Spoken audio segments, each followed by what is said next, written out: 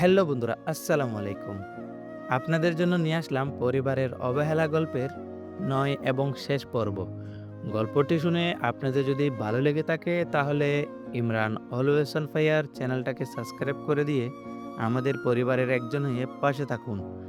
আর আপনারা কী ধরনের গল্প শুনতে চান তা অবশ্যই কমেন্ট করে জানাবেন। তো চলুন শুরু করা যাক। সন্ধ্যার সময় বাসায় ফিরে আসলাম। তারপর খাবার খেয়ে শুইতে যাওয়ার সময় বাধলো এ বিপদ। কারণ আমার রুমে নাকি রিমিও থাকবে। তারপর আমি গিয়ে আমার রুম থেকে নিরিকে নিয়ে পাশের রুমে আসতে যাব এমন সময় রিমি বলল, নিরিকে নিয়ে কই যান? আমি বললাম পাশের রুমে ঘুমাইতে গেলাম। রিমি বলল, কেন এই রুমেই ঘুমান? আমি বললাম, আপনার সাথে একই রুমে ঘুমাতে পারবো না। রিমি বলল, ও আচ্ছা, আপনি তাহলে সোফায় ঘুমান আর নীরকে আমার কাছে দিন। আমি বললাম, না, আমি সোফায় ঘুমাতে পারবো না। আর আমার কলিজার টুকরা নীরকে আমার কাছে রাখবো বলে চলে আসতেছিলাম। রিমি বলল, তাহলে খাটে ঘুমান, আমি আসতেছি। আমি কোনো কথা না বলে খাটে গিয়ে শুয়ে পড়লাম। একটু পর রিমি আসছে। মনে হয় গোসল করতে গিয়েছিল। আমি তো রিমিকে দেখে আবার ক্র্যাশ খাইলাম। মনে চাচ্ছে এখনই গিয়ে তার গাড়ে মুখটা গুজে দিয়ে গাড়ের ঘ্রাণটা নিতে। কিন্তু যখনই আবার আগের কথাগুলো মনে হয় তখন মাথায় আর এসব আসে না। মনে চায় শুধু কষ্ট দিতে। এমন সময় রিমি বলল, এখনো ঘুমাননি কেন? আমি বললাম, তোমাকে বলতে হবে নাকি? রিমি বলল, না মানে। আমি বললাম, থাক, আর বলতে হবে না।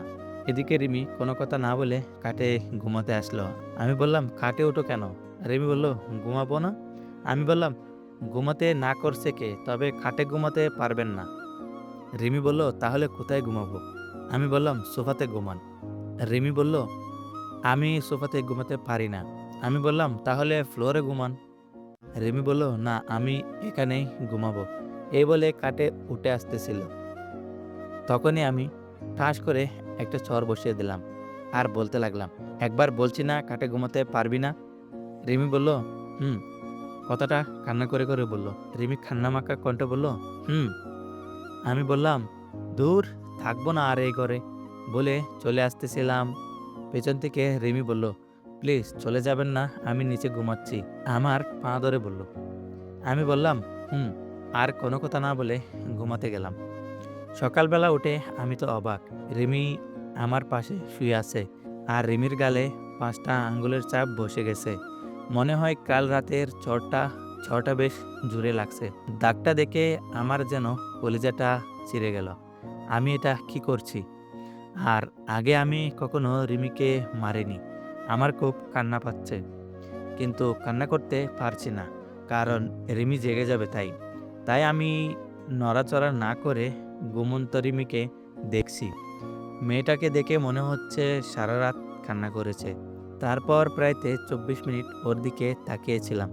হঠাৎ করে রিমি জেগে গেল আর আমি চোখটা বন্ধ করে নিলাম। রিমি আমার দিকে তাকালো। বুঝতে পারছে যে আমার ঘুম এখনো ভাঙেনি। তাই সে হাত মুখ ধুয়ে চলে গেল আর আমি একটু পরে উঠে বাইরে চলে আসলাম। এভাবে প্রায় ১ সপ্তাহ পার হয়ে গেল। আর এই কয়দিনে রিমিকে প্রায় ১০-১৫টা চড় মেরেছি। আর রিমি কোনো কথা না বলে সব সহ্য করেছে। আমি আমার পরিবারের সকলকেই অনেক শাস্তি দিয়েছি। কালকে রিমির জন্মদিন। তাই ভাবলাম কালকে সব ঠিক করে ফেলব। আবার নিজের পরিবারকে আপন করে নিব। আজকে রবিবার আর সোমবারে রিমির জন্মদিন। তাই আজকে আমি আর রাকিব দুজনে বাসার কাউকে না জানিয়ে একটা ছোটখাটো অনুষ্ঠানের আয়োজন করার জন্য সব ঠিক করতে গেলাম। তো হ্যালো বন্ধুরা, আশা করছি গল্পটি আপনাদের ভালো লাগবে। তো পরিবারের অবহেলা গল্পের এটাই শেষ পর্ব। তো শুনতে থাকুন। আজকে সোমবার। গতকাল রাতেই আমি আর রাকিবের বাসায় একটু অনুষ্ঠানের আয়োজন করেছিলাম। রাকিব যে বাসায় থাকতো সেই বাসায়। এখন দুপুরের সময়। সবাই খাবার দাবার খেয়ে সরি সবাই খাবার খাওয়ার জন্য টেবিলে বসে আছে। আমার জন্য অপেক্ষা করছে। আমি মনে মনে ভাবলাম যে রিমিকে আর একটু কষ্ট দেওয়া যাক। তাই আমিও খাইতে বসলাম। এমন সময় রিমি আমাকে খাবার দিতে আসলো আর আমি ইচ্ছা করেই হাতটা উঁচু করলাম। ফলস্বরূপ রিমির হাত থেকে খাবারের বাটিটা আমার পোশাকে পড়ে যায় আর আমি দিলাম ২টা ঠাস ঠাস করে। রিমি কোনো কথা না বলে চুপচাপ আবার অন্য খাবার দিতে শুরু করলো। দেখলাম রিমির চোখের থেকে শুধু পানি পড়ছে। এটা দেখে আমারও খুবই খারাপ লাগলো। নিরি বলল, বাবাই তুমি আম্মুকে মারলা কেন? আমি চুপ করে আছি। এমন সময় রিমি বলল রিমি বলল, নিরি চুপচাপ খাও। নিরি বলল, আচ্ছা আম্মু। মা তো খাবার টেবিল থেকেই চলে গেল। মনে হয় তিনিও কান্না করছেন। তারপর আমিও চলে আসলাম খাবার খেয়ে। বাবা, রাকিব, রিয়া, মুনিয়া চুপচাপ খেয়ে চলে গেল। মনে মনে ভাবলাম যে রিমি মনে হয় দুপুরে খাবে না। ঠিক তাই হলো, রিমি দুপুরে কিছুই খায়নি। রিমি সোজা রুমে এসে নেরিকে নিয়ে কাটে শুয়ে পড়ল। আর আমি সোফাতে বসে টিভি দেখছিলাম।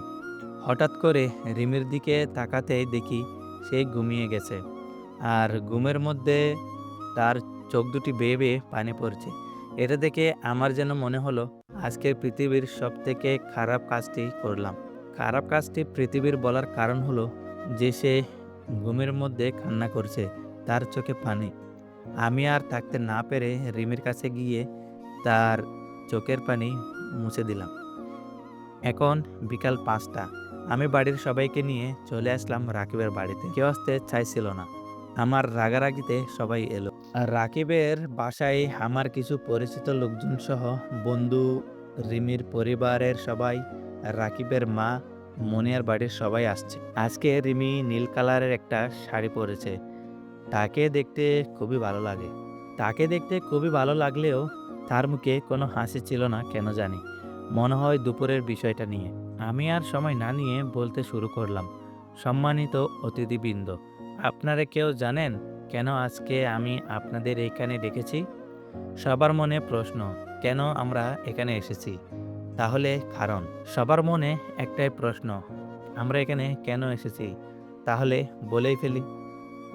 রাকিব, তুই রেডি? রাকিব বলল, শুরু কর তাহলে।